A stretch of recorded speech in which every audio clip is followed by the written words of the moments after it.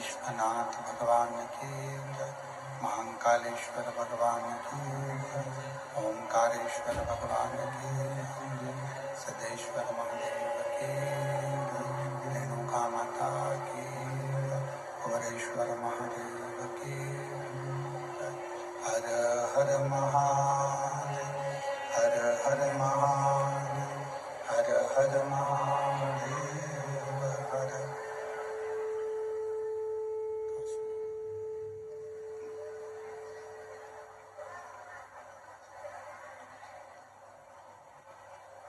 विश्वनाथ ओगरदानी त्रिकालदर्शी कैलाशी विनाशी भगवान शिव, जिनकी पुनीत पावन पवित्र शिव महापुराण की कथा बाबा देवादिदेव महादेव की कृपा से, उनकी करुणा, उनकी उदारता से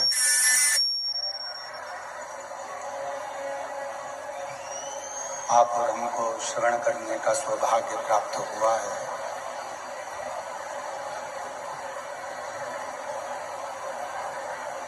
यवतमाल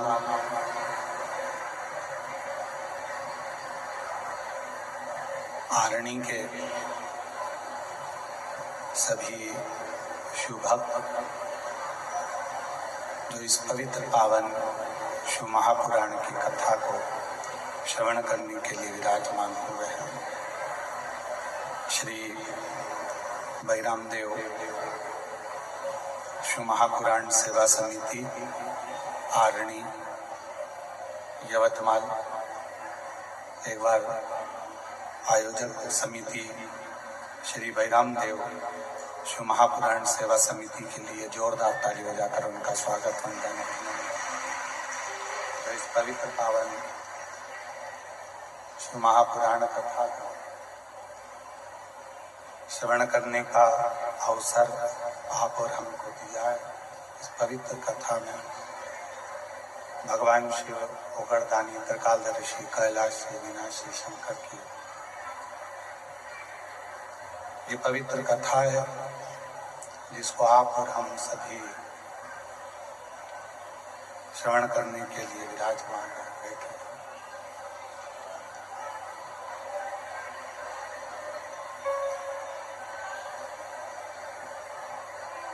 भक्ति और मुक्ति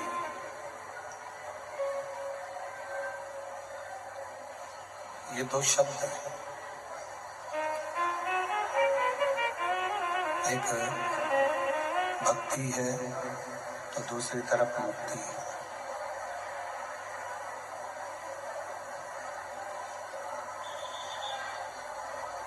भक्ति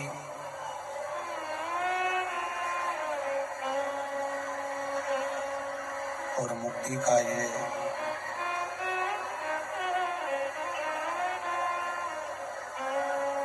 भक्ति और मुक्ति का ये अनूठा संगम है शिव महापुराण की कथा।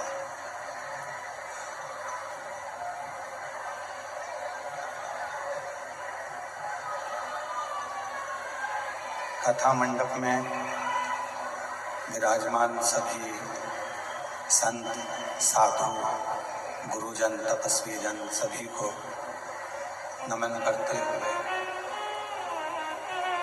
भक्ति और मुक्ति का ये अनूठा संगम शिव महापुराण की कथा।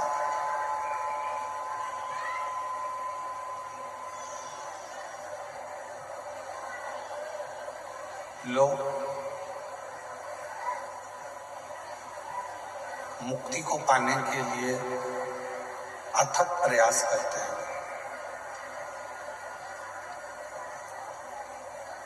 दान करेंगे, पुण्य करेंगे, सत्कर्म करेंगे, भजन करेंगे, कीर्तन करेंगे, जिससे मुक्ति का पथ निश्चित हो जाए। मुक्ति का पथ निश्चित हो। यहाँ आवाज नहीं है।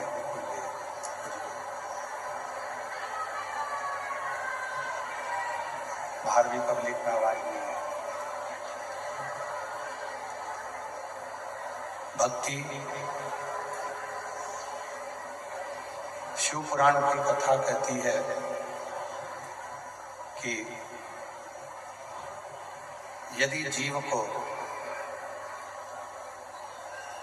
मुक्ति चाहिए तो उसका सबसे पहला एक लक्ष्य राम जी के चरणों में भक्ति करे, भगवान कृष्ण की भक्ति करे,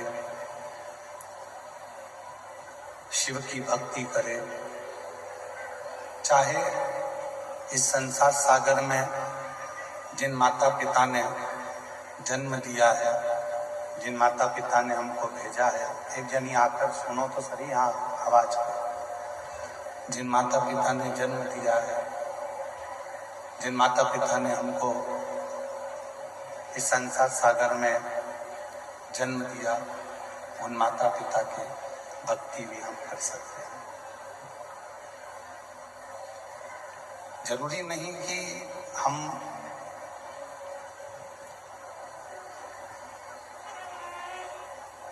राम को भजेंगे तो ही मुक्ति मिलेगी, कृष्ण को भजेंगे तो ही मुक्ति मिलेगी, शिव को भजेंगे तो ही मुक्ति मिलेगी। शिव महापुराण की कथा तो ये तक कहती है कि आप यदि अपने माता पिता के चरणों की भी सेवा कर रहे हो, माता पिता के चरणों की सेवा में भी लगे हुए हो, माता पिता के चरणों की सेवा में भी अगर तत्पर हो, तो भी निश्चित है कि मुक्ति मिलना ही। जैसे पौंडलिक की कथा थी, पौंडलिक ने करा था। रुपेश, आवाज तो आई नहीं।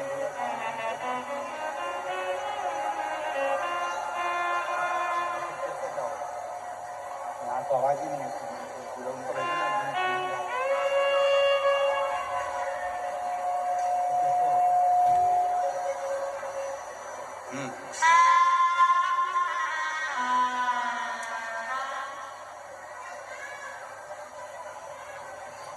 पौंडलिक की कथा कहती है, पौंडलिक की कथा वर्णन करती है कि पौंडलिक ने कहीं पर भी जाकर कोई तप नहीं करा, पौंडलिक ने कहीं जाकर कोई साधना नहीं करी, पौंडलिक ने कहीं जाकर कोई डेरा नहीं बनाया। पौंडलिक ने तो केवल एक कार्य करा और वो अपने माता पिता की सेवा करे। और माता पिता की सेवा का, माता पिता की सेवा का जो फल पौंडलिक को मिला, वो स्वयं पंढरपुर में हरिविठ्ठल आकर विराजमान हो जाते हैं, जो पौंडलिक के सम्मुख में आते हैं।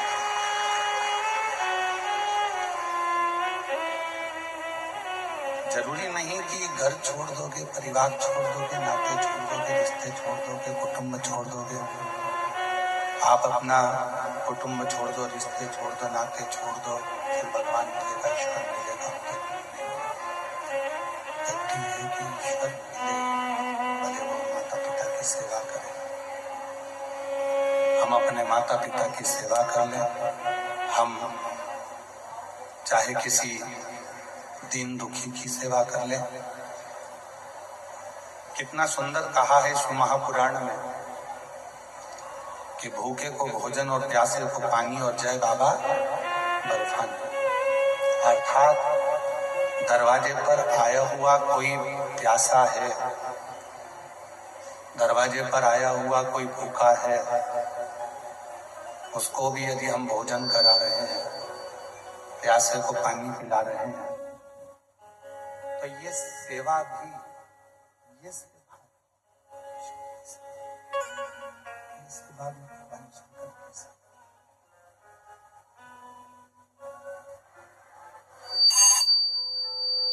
ये सेवा भी भगवान शिव की ये सेवा भी भगवान शंकर की ही सेवा।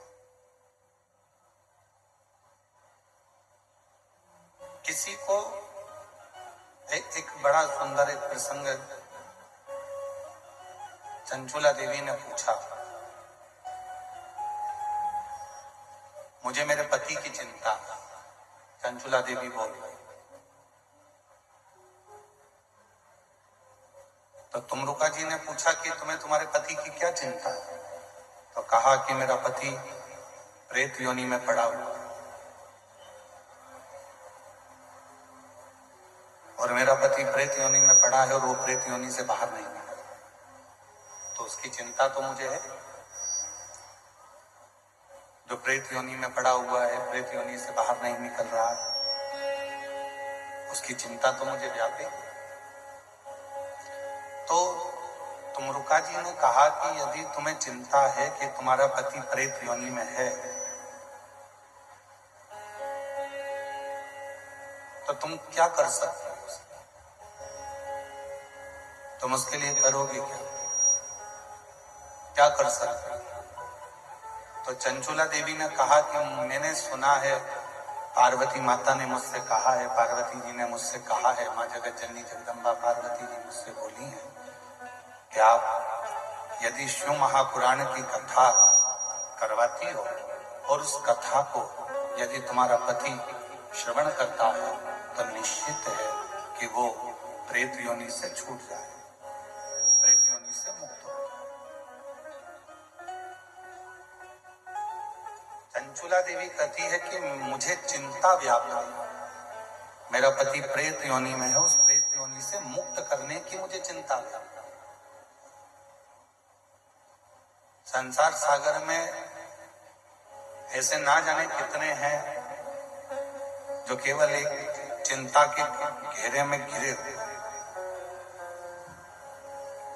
पर शिव महापुराण की कथा कहती है, भगवान शंकर का चरित्र कहता है, शिव तत्व कहता है, शिव पुराण कहती है कि चिंता को छोड़कर तुम्हारे बस में जितना है कम से कम उतना तो करो। जब तुम्हारे बस में जितना होगा उतना भी तुम करोगे तो तुम्हारी चिंता धीरे धीरे मिटना प्रारंभ हो जाएगी और शिव की कृपा। आज व्यक्ति के बस में जितना है वो उतना भी नहीं करना चाहिए। कई लोग ऐसे भी हैं संसार सागर में जो ये विचार करते रहते हैं कि जो करेगा वो ईश्वर करेगा, मुझे कुछ करना ही नहीं। कई लोग ऐसे हैं संसार सागर में जो विचार कर कर बैठे हैं कि मुझे कुछ नहीं करना, करेगा तो ईश्वर करेगा, जो करेगा वो परमात्मा करेगा, जो करेगा वो ईश्वर करेगा। तो ईश्वर कब करता है, भगवान कब साथ देता है? जब आप कुछ कर्म करो। और आप यदि कोई कर्म करोगे ही नहीं, कोई कर्म करना ही पसंद नहीं करोगे, तो ईश्वर कैसे साथ देगा? तेरे मंदिर में आना मेरा काम है और मेरी बिगड़ी बनाना तेरा। अभी इन लाइन में आप खुद भी बोलकर देखिए, आप बोलो उसको, तेरे मंदिर में आना मेरा काम है और मेरी बिगड़ी बनाना तेरा काम है। मतलब बिगड़ी कब बनाएगा? तेरे मंदिर में जब मैं आऊंगा। मतलब मैंने प्रयास करा तेरे मंदिर में आने का, मैंने प्रयास करा तेरी कथा को श्रवण करने का, मैंने प्रयास करा तेरे मंदिर में जाकर एक लोटा जल चढ़ाने का, मैंने प्रयास करा तेरे शरणागति ग्रहण करने का, मैंने प्रयास करा श्री शिवाय नमस्तुभ्यम बोलने का, मैंने प्रयास करा भगवान की भक्ति करने का। जब अपन प्रयास करेंगे तो ये निश्चित है कि भगवान देव अधिदेव महादेव करुणा जरूर करेंगे, कि निश्चित। प्रयास ही ना करें, हम प्रयास करते ही नहीं, हम सोचे कि जो कुछ करेगा सब ईश्वर करेगा, जो कुछ करेगा सब ईश्वर करेगा, जो कुछ करेगा सब ईश्वर करेगा। जब इसी चीज में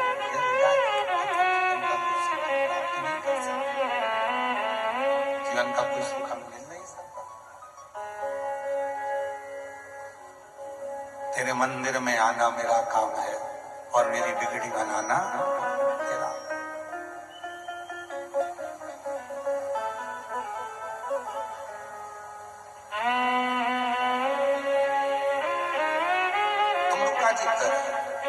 चूल्हा।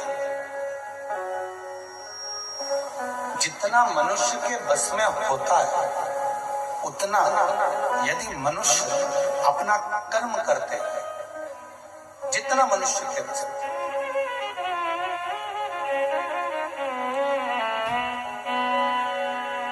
तो मानव अपने लक्ष्य तक पहुंच जाए। एक सुंदर प्रसंग आता है।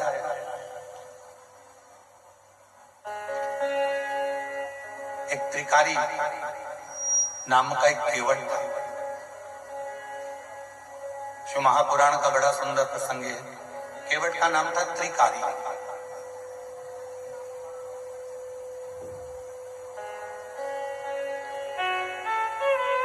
एक नदी के तट पर रहता था।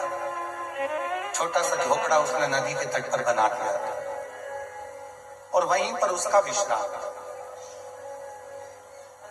कोई पथिक आता, आवाज लगाता, केवट भैया हमको पार कर दो, वो पार कर दो। पर उसका एक नियम बड़ा प्रबल था। एक नियम उसका इतना प्रबल था और वो नियम था उसका, सबसे पहले किसी पथिक को छोड़ने से पहले सबसे पहला शुरुआत अगर कहीं से करता था तो नदी के तट पर जितनी भी निर्माल्य कोई डाल कर जाता था, नदी के तट पर जितना भी निर्माल्य कोई पटक कर जाता था, नदी के तट पर जितना भी निर्माल्य कोई छोड़ कर जाता था, उस निर्माल्य को एकत्रित करता था। उस निर्माल्य को एकत्रित कर कर उस निर्माल्य को ले जाकर बीच धार में ले जाकर छोड़कर विसर्जन करता। 4 किलोमीटर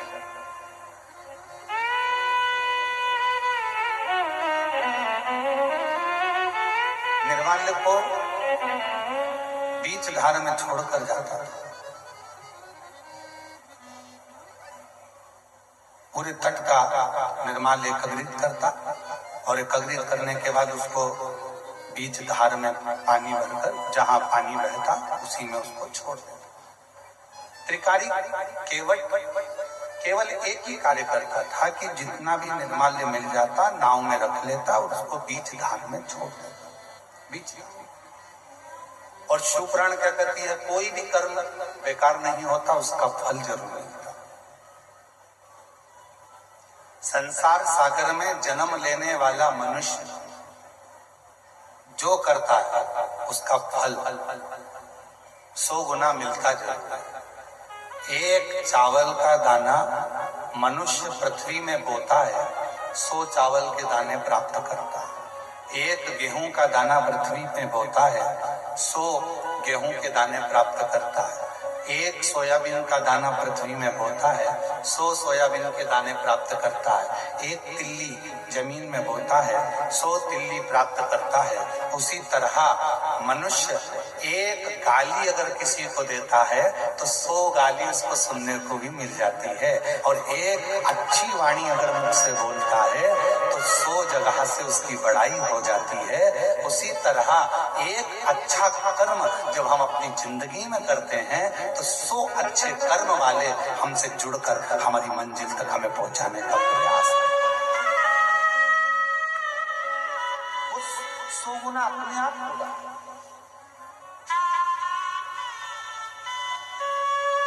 उसको करा नहीं जा रहा, वो अपने आप ही हो रहा।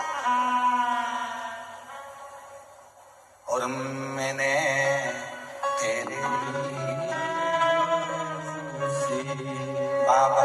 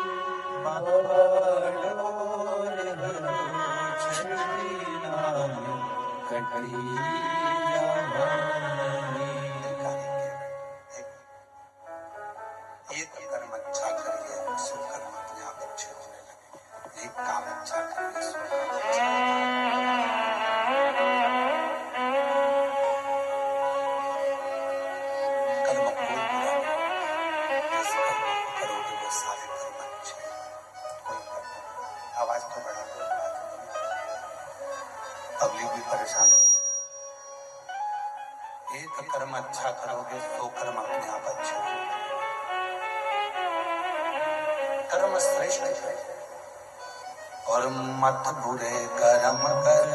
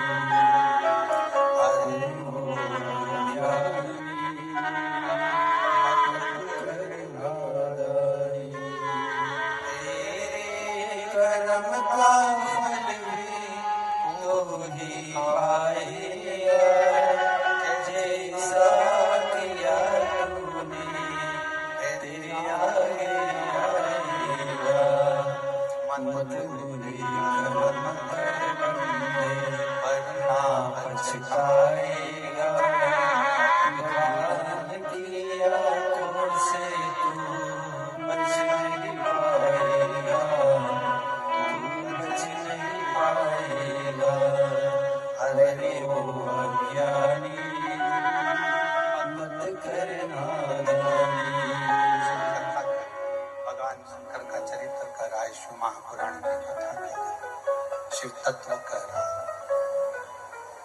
त्रिकाली घाट पर पड़े हुए सारे निर्माल्य को एकत्रित करता है और उस एकत्रित करे हुए निर्माल्य को नदी की बीच धार में जहाँ पानी बहुत तेज मात्रा में बह रहा हो वहां ले जाकर छोड़ देता है। कोई भी कर्म आप अपनी जिंदगी में जितने कर्म कर रहे हो, कर्म यदि आपका श्रेष्ठ है तो उसका फल भी श्रेष्ठ है।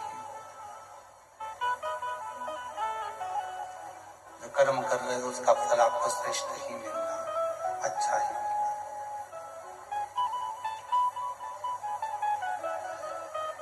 अब त्रिकाली का नियम था रोज का, प्रतिदिन का। आवाज खोलो बाहर की, आवाज खोलो बाहर, पब्लिक को आवाज नहीं आ रही है।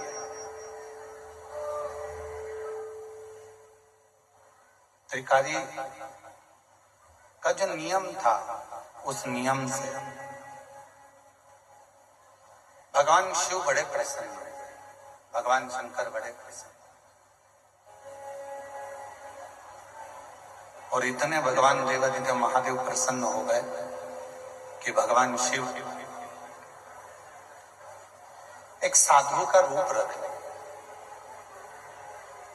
और भगवान शंकर साधु का रूप रखकर आज त्रिकाली की परीक्षा लेने के लिए चले। और याद रखना 33 कोटि देवता में यदि परीक्षा लेने का हक किसी का है तो वो देवादिदेव महादेव का, शिव का। और रिजल्ट देने का भी अगर हक किसी का है तो वो देवादिदेव महादेव का।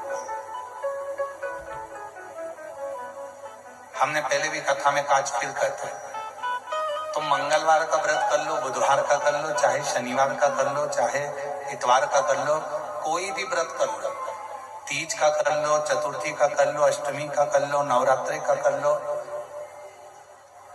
चाहे तुम जिसका व्रत कर लो, उस व्रत तुम किसी भी देवता का करोगे पर फल तुम्हें मिलेगा तो केवल शिव जी के पास आकर ही मिलेगा। व्रत तुमने किसी भी देवता का करा है, देवता भी फल देने से पहले शंकर जी से पूछते हैं कि इसने मेरा ये व्रत धारण करा था, पृथ्वी पर रहकर इसने व्रत किया था, इस व्रत का पुण्य फल आपको देना है। तब शिव जी उस व्रत का पुण्य फल निकाल कर उसको देते हैं, शंकर का। ये उसी तरह चाहे तुम मौसी सास को कितनी भी चाय पिला लो, मौसी सास तुमको सोने की चेन नहीं देगी। देगी क्या? हो सकता है तुम्हारी मौसी सास दे दे। तुम मौसी सास को कितनी भी चाय पिलाओ, तुम बुआ सास के कितने भी पांव दबाओ, चाहे उसके पाँव में तेल लगाओ तो भी वो अपनी प्रॉपर्टी का हिस्सा नहीं।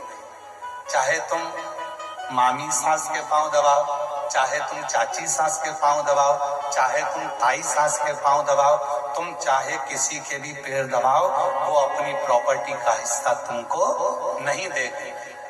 केवल देगी, भले तुम सास का पाँव मत दबाओ, भले तुम उसको चाय मत पिलाओ, तो भी वो अपनी हिस्सा मरते मरते दे के तुमको ही जाएगी। वो चाहे तुम कैसे भी, तुम कैसे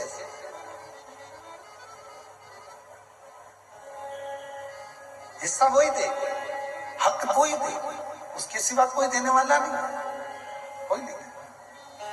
तुम चाय पिलाओ तो ठीक है, ना पिलाओ तो ठीक है, पानी पिलाओ तो ठीक है, ना पिलाओ तो ठीक है। उसी तरह तुम शंकर जी के मंदिर जाओ तो ठीक है, तुम शिव जी को एक लोटा जल चढ़ाओ तो ठीक है, तुम बेलपत्री चढ़ाओ तो ठीक है, ना चढ़ाओ तो ठीक है। तुम किसी भी देवता को भज लो, पर आखिरी में रिजल्ट तो शंकर जी ही बनाएंगे, सिग्नेचर उन्हीं के होंगे, और रिजल्ट तुम्हारे हाथ में उन्हीं के माध्यम से आना होगा। क्यों? क्योंकि ब्रह्मा ब्रह्म लोक के देवता हैं और भगवान विष्णु वैकुंठ लोक के देवता हैं, इंद्र लोक के देवता हैं, और मेरे देव अधिदेव महादेव इस मृत्यु लोक के देवता हैं। मृत्यु लोक का अगर कोई रिजल्ट बनाएगा, तुम्हारे स्कूल का रिजल्ट तुम्हारे प्रिंसिपल टीचर बनाते हैं। बोलो बोलो, सत्य है कि गलत है? तुम्हारे स्कूल का रिजल्ट कौन बनाएगा? तुम्हारे टीचर, क्लास टीचर तुम्हारे क्लास का रिजल्ट बनाते हैं। स्कूल का टीचर स्कूल का रिजल्ट बनाता है। उसी तरह पृथ्वी का रिजल्ट कौन बनाएगा? इस पृथ्वी पर जन्म लेने वाले जितने भी जीव हैं, जलचर हैं, थलचर हैं, वायुचर हैं, जितने भी जीव हैं, मनुष्य हैं, संसार के ये मानव, संत, साधु, सन्यासी, तपस्वी, साधक, उपासक, बैरागी, त्यागी, जितने भी संसार में जन्म लेने वाला, चाहे साधारण सा साधारण, कोई गरीबड़ा भी है, कोई अमीर भी है, कोई कैसा भी है, इन सब का रिजल्ट अगर कोई बनाएगा तो आखिरी में देवाधिदेव महादेव ही बनाएंगे कि इसने कितना भजन करा, कितना पुण्य करा, कितना सत्कर्म करा, कितनी कीर्ति, कितना भजन, कितना कीर्तन, क्या करा इसने। आखिरी का रिजल्ट वही बना, कोई दूसरा नहीं।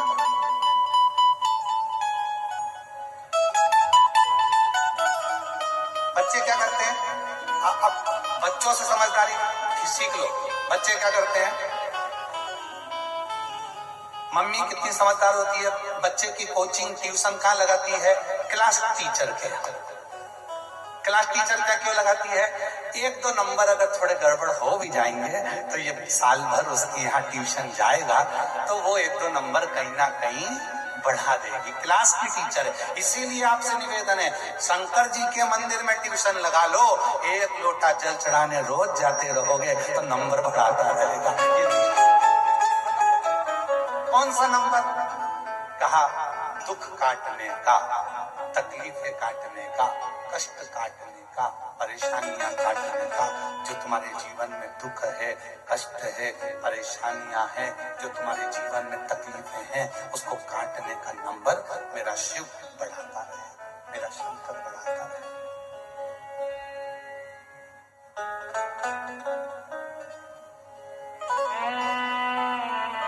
इसीलिए आप लोगों से पहले भी आज फिर कहते हैं, ऐसे दयालु नाथ से रिश्ता बनाए, ऐसे दयालु नाथ से रिश्ता बनाए, मिलता रहेगा जो कुछ भी चाहिए।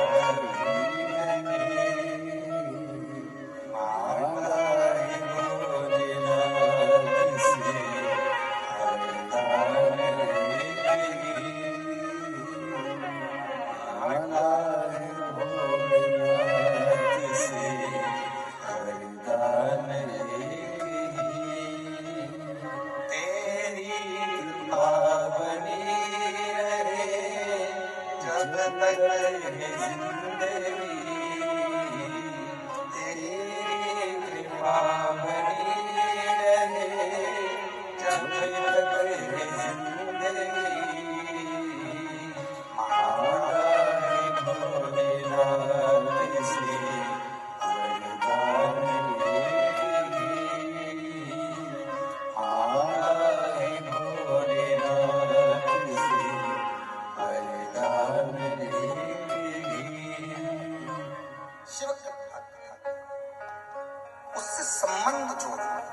जब हम उस ईश्वर से, उस परमात्मा से, शिव से संबंध जोड़ लेते हैं तो जीवन की सारी अटकलियां, जीवन के सारे दुख, जीवन की सारी तकलीफें, जीवन का सारा कष्ट अपने आप मिटना प्रारंभ हो जाता है, अपने आप समाप्त।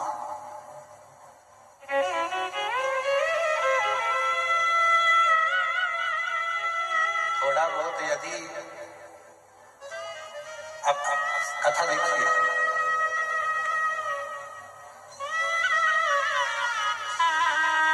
दक्ष प्रजापति की पुत्री माता सती को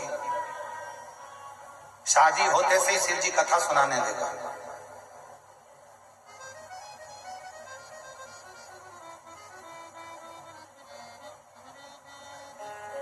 सीधे कथा सुनाने लगा। आपकी शादी के बाद तो आपके पति आपको होटल ले गए होंगे, शॉपिंग मॉल ले गए होंगे, सोना चांदी की दुकान पे ले गए होंगे, घूमने फिराने ले गए होंगे, पर मेरे देव अधिदेव महादेव का जब माता सती के साथ विवाह हुआ तो शिवजी सबसे पहले सती को कुंभज ऋषि की यहाँ कथा सुनाने ले गए। अगस्त्य ऋषि की यहाँ कथा सुनाने सबसे पहले। क्यों? कहीं दर्शन कराने ले जाते, कहीं तीर्थ में।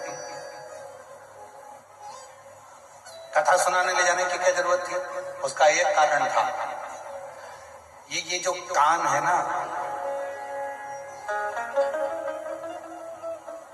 माता सती जब बचपन से शिव जी की साधना आराधना करती थी तो दक्ष प्रजापति उनको शंकर जी के लिए अपशब्द कहा करते थे, खूब आराधना करते थे, खूब निंदा करते थे। दक्ष प्रजापति भी निंदा करते थे, माता सती की बहनें भी निंदा करती थी शिव जी की। वो निंदा जो सती माता के कानों में भरा चुकी थी, उस निंदा के रस को शंकर भगवान सबसे पहले बाहर निकालना चाहते थे, इसलिए कथा सुनाने के लिए ले गए कि ये रस निंदा का बाहर निकल जाए। जब निंदा बाहर निकल जाएगी तो तू मेरी हो जाएगी, फिर संसार सागर तुझे ठीक नहीं दिखेगा।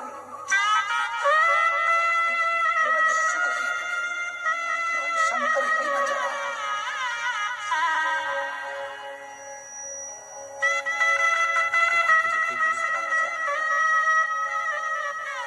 दूसरा तुझे नहीं दिखेगा, तो केवल शिव दिखेगा, तो केवल शंकर ही दिखेगा। शिव माता सती को कथा सुनाने के लिए, माता सती, और देखो कितनी सुंदर बात है, अगस्त्य ऋषि कथा कर रहे हैं, सती माता कथा कानों में जा तो रही है पर उतार नहीं पा रही।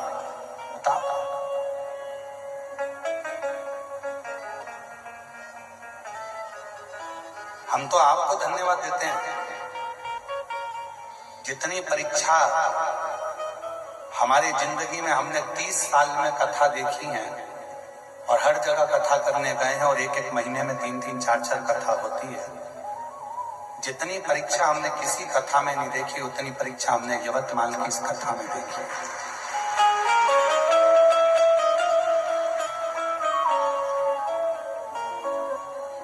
पंडाल उड़ रहे हैं,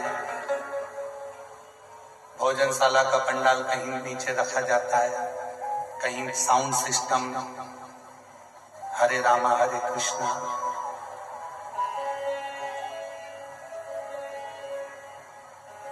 और बचा कुचा था तो 2-3 दिन से लगातार पानी, और पानी भी ऐसा कि अब यजमान जो समिति है बहिराम देव शिव पुराण सेवा समिति, इसने तो पूरी व्यवस्था करी है, पर पानी के आगे किसका जोर? ऐसा पानी गिरे पानी भी ऐसा गिरे जैसे सावन और भादों का, गरज गरज के, बरस बरस के। अच्छा, हमको तो ऐसा लग रहा था कि भगवान भी साउंड की टेस्टिंग कर रहे हैं।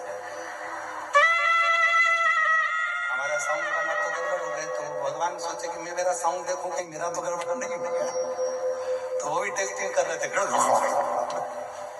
बिजली चमचा चमका चमका के, बिजली चमका चमका के देखा, टार्च मार मार के कोई गई कि नहीं गई घर। फिर देखा इंद्रदेव ने कि वो तो पंडाल में अभी भी बैठी है, तो एक बार फिर कर जाओ।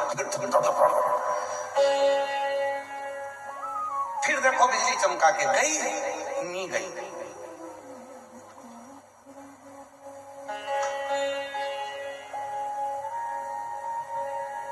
हमारी इतनी कथाओं में ये पहली कथा है आरणी यवतमाल की, जो पहले दिन से परीक्षा परीक्षा परीक्षा परीक्षा परीक्षा परीक्षा परीक्षा परीक्षा, और आज भी चल रही है। ऐसा नहीं है, आज भी तुम्हारी परीक्षा चल रही है, ऐसा नहीं।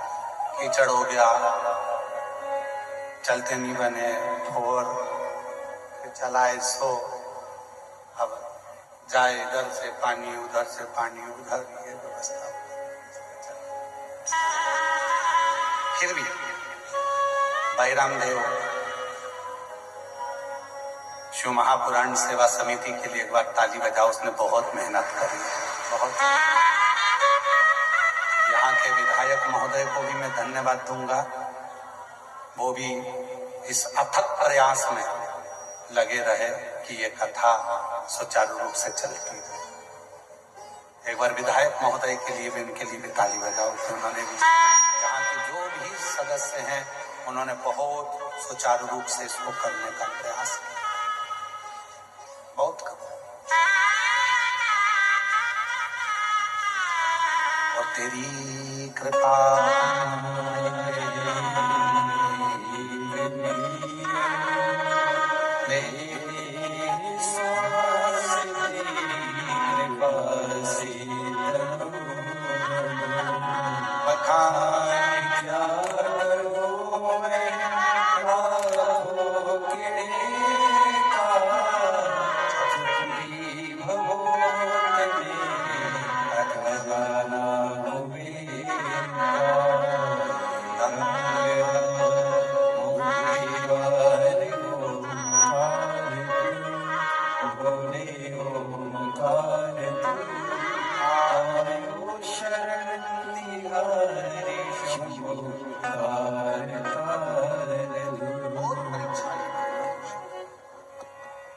चालू। तो शिवजी ने त्रिकारी केवट की परीक्षा ली, और शिव परीक्षा बहुत अच्छी है, और जितनी जितनी मेरे शंकर भगवान परीक्षा लेते हैं उतना उतना फल भी देते हैं।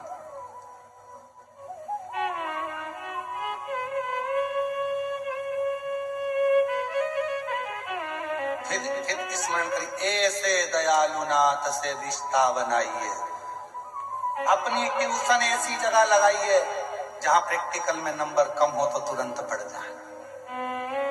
हम पाप की गठरी हैं। संसार में जन्म लेने वाला प्रत्येक मनुष्य चाहे कितना बड़ा भी पद पर क्यों ना बैठ जाए, तो भी उसकी जिंदगी में उससे पाप हो ही जाता है। कहीं नहीं होता तो 4 स्थान पर हर व्यक्ति से पाप होता है। पहला, झाड़ू लगाते समय, अगर वो झाड़ू लगा रहा है, उसके नीचे छोटे छोटे जीव मर जाते हैं, जिसका पाप माथे चढ़ जाता है। दूसरा, पानी भरते समय, स्नान करते समय, कपड़े धोते समय, बर्तन धोते समय, बर्तन मांजते समय छोटे छोटे जीव मर जाते हैं, उसका पाप माथे चढ़ जाता है। तीसरा, अग्नि जलाते समय, अग्नि जलाएगा, पतंगे जलेंगे, छोटे छोटे जीव जल जाते हैं, उसका पाप माथे चढ़ जाता है। चौथा, अपने घर से निकलकर कहीं जाता है, पांव के नीचे छोटे छोटे जीव मर जाते हैं, उसका पाप माथे चढ़ जाता है। चाहे कोई कितना बड़ा भी पद पर बैठ जाए, चाहे कोई कितना बड़ा भी महात्मा क्यों ना हो जाए, चाहे कोई कितना बड़ा भी संत क्यों ना हो जाए, चाहे कोई कितना बड़ा भी धनपति वैभवपति हो जाए, और कोई कह दे कि मैंने पाप नहीं किया, ये हो ही नहीं सकता। 4 स्थान ऐसे हैं जहां पर हर व्यक्ति से पाप होता है। झाड़ू लगाते समय, चलते समय, स्नान करते, कपड़ा धोते, बर्तन धोते, अग्नि प्रकट करते, भोजन बनाते, अग्नि को सेकते, ये सब 4 स्थान पर थोड़ा ना थोड़ा पाप हर व्यक्ति से होता है। हर व्यक्ति के मस्तक पर पाप की गठरियां बंधी होती है।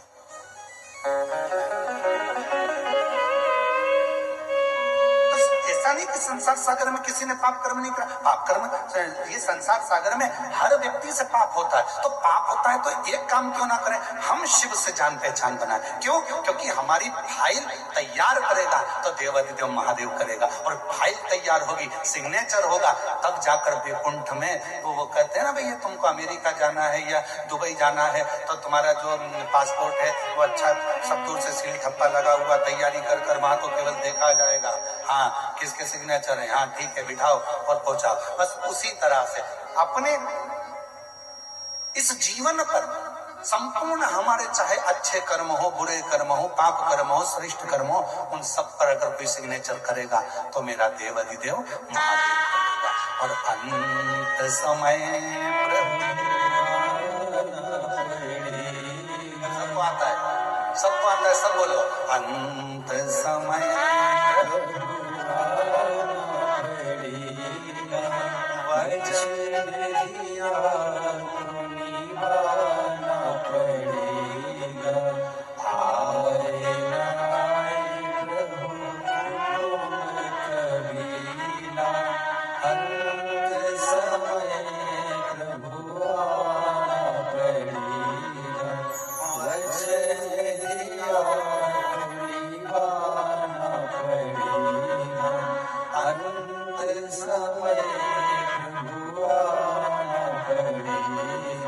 में आपने जल चढ़ाया, आपने भजन करा, आपने बेलपत्र चढ़ाई, आपने मंदिर में झाड़ू लगाई, आपने पोछा लगाया, सब सेवा का रजिस्टर उसके पास तैयार है। एक पत्र है,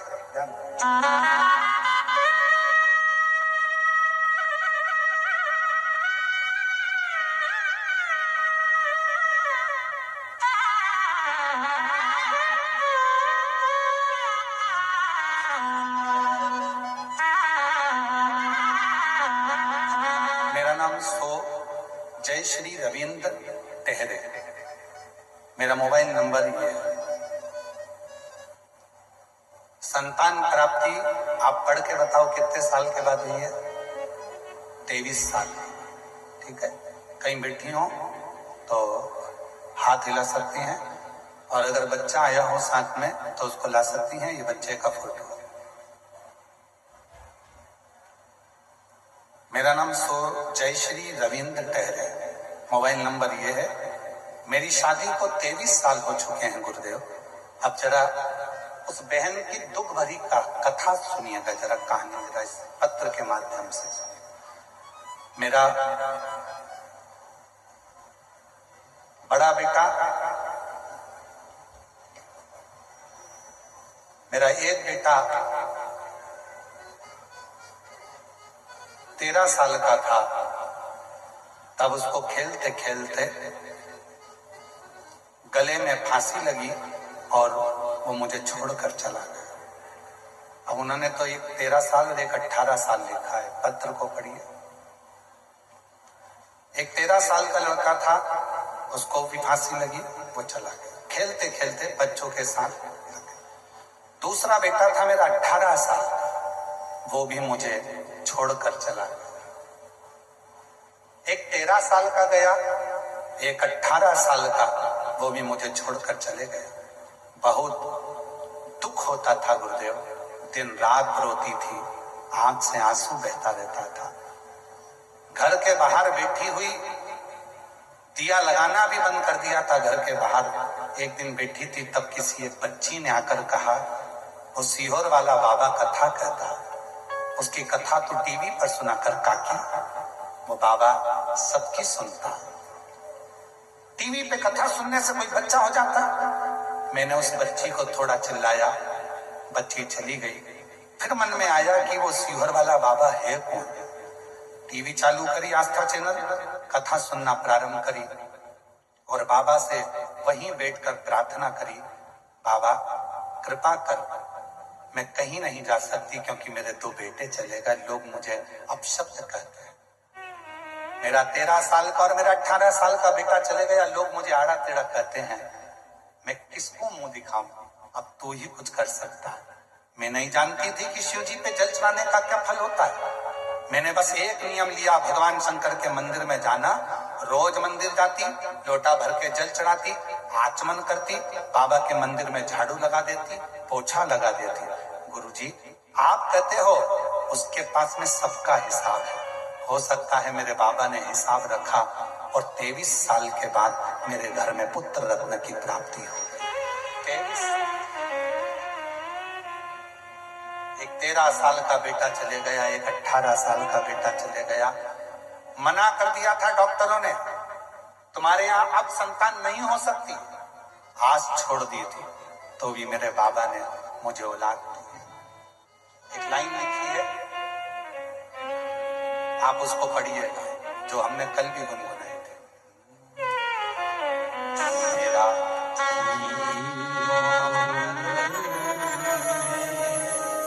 जिसे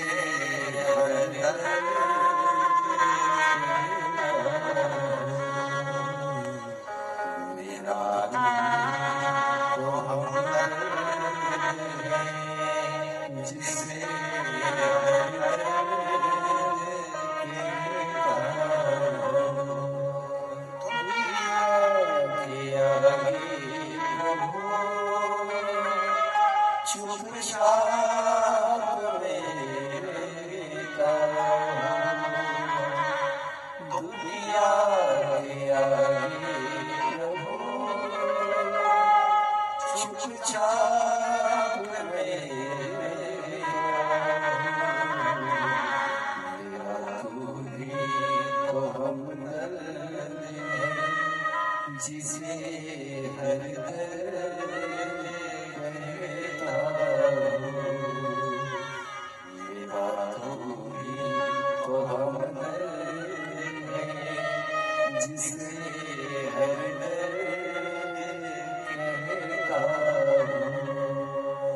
आया नजरना कोई भी अपना, जब मुझको दरकार थी,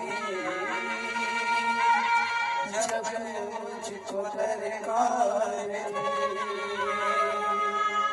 तब मेरे पद का जीवन के रथ का तू ही बना सारथी, बना सारथी। रावले की हर कदम पर निगाह पाया,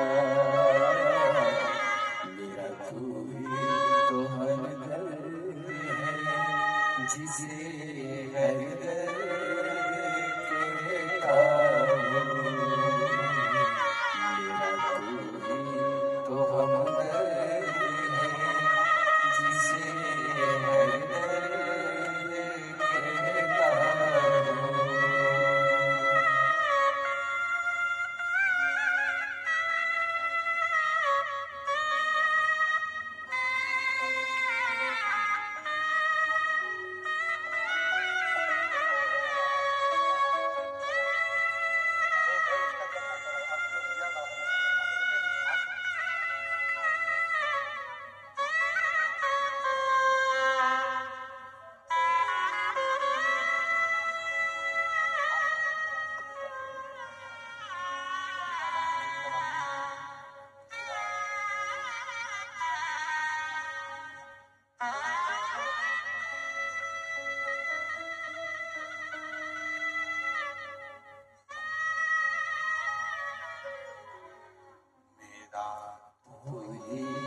तो हमदर्द है, जिसे हर दर्द कहता हूँ।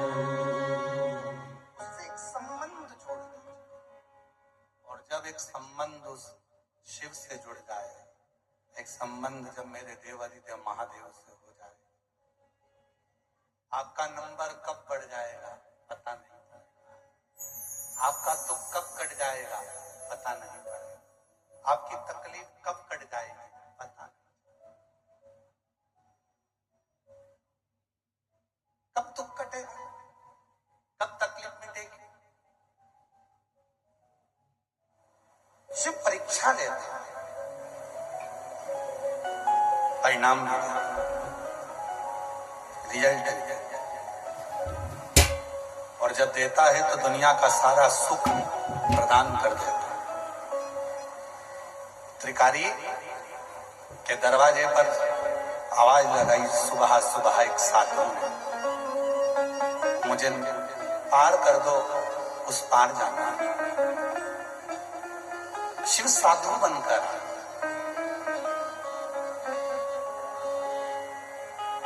मुझे उस पार कर दो। त्रिकारी केवट ने कहा, बाबा जी थोड़ी देर तुम बैठो पेड़ की छांव में, मेरा नियम है, सबसे पहली नाव अगर लेकर जाता हूं तो जितना भी घाट पर निर्माल्य होता है उस निर्माल्य को मैं अपनी नाव में रखता हूं, बीच धार में पानी की छोड़ देता हूं जिससे निर्माल्य का विसर्जन। बाबा जी मैंने उसको रखा। बाबा जी आप थोड़ी देर बैठो। शिव तो साधु के रूप में आए थे, उन्होंने कहा त्रिकारी केवट होना तुम, मैं तुमको दक्षिणा देने को तैयार हूं, तुम्हारी भेंट देने को तैयार हूं, तुम मुझे पहले छोड़ो। नहीं, मैं पहले नहीं छोड़ूंगा, सबसे पहला मेरा नियम है निर्माल्य को मैं विसर्जन करूंगा, उसके बाद ही छोड़ूंगा। अब तो साधु ने कहा कि मैं तुझे तेरी उतराई दुगनी दूंगा। साधु जैसे ही बोले तो केवट त्रिकारी ने कहा नहीं, मैंने को नहीं, मैं तेरी उतराई 4 गुना दूंगा, मुझे उतराई नहीं चाहिए। मैं तेरी उतराई 50 गुना दूंगा, नहीं। साधु ने अपनी झोली में से एक पोटली निकाली भरी हुई असरफियों की, असरफी की पोटली रख दी केवट के सामने। त्रिकारी केवट ये ले असरफियों की पोटली और सबसे पहले मुझे उस पार छोड़ दे, बहुत जरूरी काम है, फिर तू तेरा काम करना। इतने में केवट हाथ जोड़कर बोला, बाबा जी आपकी ये पोटली आपके पास रखो, जितनी देर आप बात कर रहे हो उतनी देर में तुम्हें निर्माल्य विसर्जन कर आ जाऊंगा। और त्रिकारी दौड़ पड़ा, घाट का सारा निर्माल्य उठाकर नाव में रखा, बीच मझधार में पानी में वो छोड़ दिया। और जैसे ही निर्माल्य का विसर्जन हुआ त्रिकारी केवट वापिस आया और आकर जो देखता है तो वो साधु तो नहीं था, मेरा देव अधिदेव महादेव खड़ा था, मेरा शिव।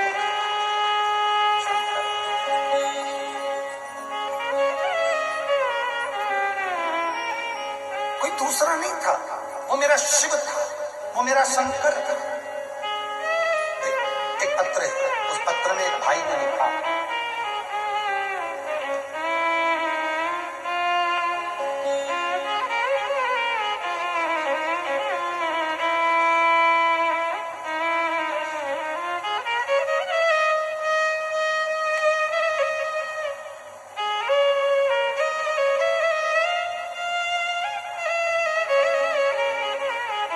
स्वाति विजेंद्र पाठक,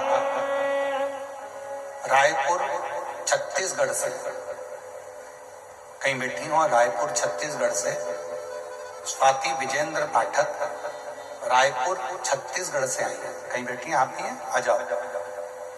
एक बेलपत्र लेकर, एक लोटे जल का मैं क्या वर्णन करूं, मैं रायपुर छत्तीसगढ़ की रहने वाली हूं। सन 2024 से मेरे पति विजेंद्र पाठक, इनका पेट 2024 में मेरे पति विजेंद्र पाठक इनके पेट में दर्द रहता था। मेरे परिवार के लोगों ने उन्हें अस्पताल में दिखाया तो आराम मिला, और कुछ दिन के बाद बहुत ज्यादा पेट में दर्द रहा तो हमने रायपुर के नारायण अस्पताल में भर्ती किया। वहां जांच की तो डॉक्टर ने कहा कि इनकी किडनी और पेनक्रियाज पूरे तरीके से खराब हो चुके हैं, इनका इलाज, इनकी हालत खतरे में है। फिर डॉक्टर ने कहा कि इनको वेंटिलेटर में रखना पड़ेगा। तब से 2 महीने तक वेंटिलेटर होना दिख नहीं रहा था।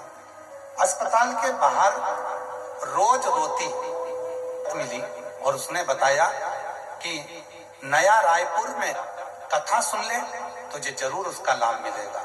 गुरुदेव, पति वेंटिलेटर पर पड़ा, मन कथा में कैसे लगे। पति भी हॉस्पिटल में रायपुर के, कथा भी रायपुर में छत्तीसगढ़ में चल रही, नया रायपुर में। वो माता ने कहा कि वो प्रदीप मिश्रा है, कथा कर रहा है, तू चली जा। मेरा पति वेंटिलेटर पे पड़ा है, मन कैसे लगेगा? कुछ मत कर, तू जा तो वहां की थोड़ी सी मिट्टी ही लेके आ जाना और वहां बैठकर उस मिट्टी को तेरे शरीर पर लगाना, विनती करना। गुरुदेव, मैं नया रायपुर ऑटो कर कथा में पहुंच गई। पति वेंटिलेटर पर था और वहां जाकर मैंने कथा सुनी। वहां से थोड़ी सी मिट्टी उठाकर लेकर आई। डॉक्टर ने मना कर दिया, कुछ भी चीज अंदर नहीं जा सकती। मैं अपने कपड़े पर मिट्टी लगा ली और लगाकर अंदर वेंटिलेटर के पास चली गई और अपने पति के शरीर को मैंने उस मिट्टी को उसके शरीर से लगा दिया।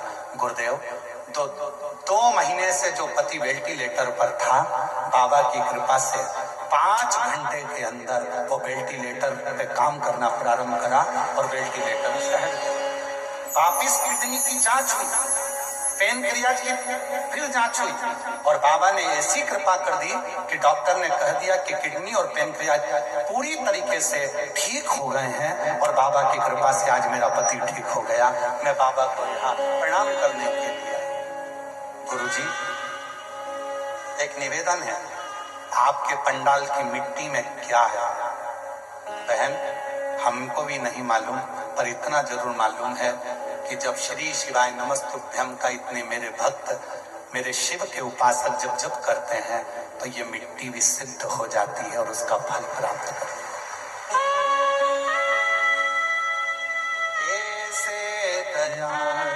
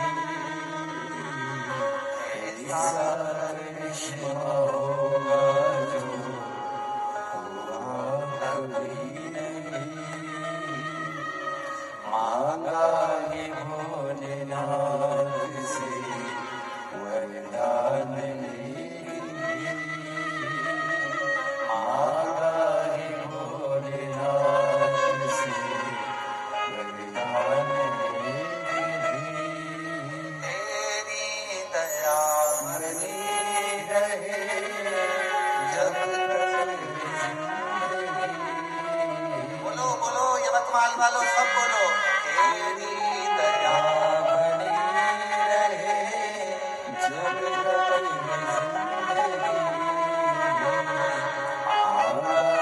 भोलेनाथ से वरदान लेगी, मांगा है भोलेनाथ से वरदान लेगी। बस उसकी उदारता, उसकी शरणागति,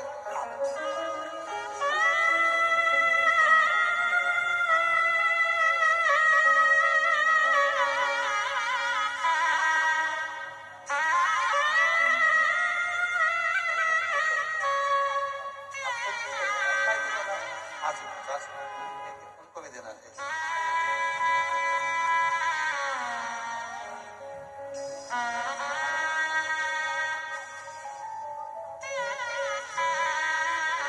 बेटी कर रही है, बहुत ज्यादा सीरियस थे, डॉक्टर ने तो हाथ ही नीचे कर दिए थे। 2 महीने से वेंटिलेटर पर, डॉक्टर ने कहा था 1% भी चांस नहीं है, केवल बॉडी ही जाएगी। बेटी पहुंच गई रायपुर, नया रायपुर ऑटो पकड़कर बैठ गई कथा के पंडाल में। पति हॉस्पिटल में, खुद कथा के पंडाल में पहुंच गई मिट्टी लगा के शरीर पे और बाबा की कृपा से बेटा सावित्री के रूप में तुम हो जो अपने सत्यवान को वापिस लेकर आ गई। ये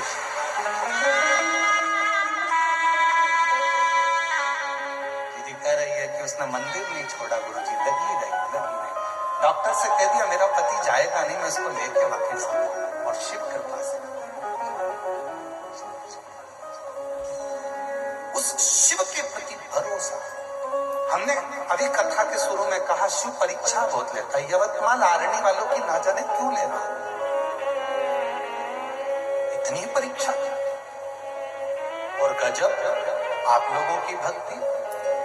पर एक निवेदन हमारा आप लोगों से है, जब बहुत तेज हवा चले, समिति आप लोगों से निवेदन करे, भाई रामदेव श्री शिवपुराण की कथा समिति आप लोगों से कहे कि पंडाल से बाहर निकल जाओ, तो निकल जाया करो। उनको भी भय लगता है, डर लगता है। प्रशासन भी आप लोगों से बार बार निवेदन करती है कि भाई पानी आ रहा है, हवा चल रही है, आंधी चल रही है, अपन गीले हो जाएंगे ना, चल जाए, शरीर का कुछ बिगड़ना तो होने गीले होने में, भले सामान रखे रहने दो, पर अपन पंडालों से बाहर हो जाए। और हम तो यहाँ तक कहेंगे, अगर आप लोगों के घर आसपास में हो, रोज आंधी तूफान पानी आ रहा है, अगर आप लोगों के घर आसपास में हो तो आप रोज जाना आना कर लो और बड़े प्रेम से जाओ। ये मत सोचना कि 100 रुपए 50 रुपए लगेंगे।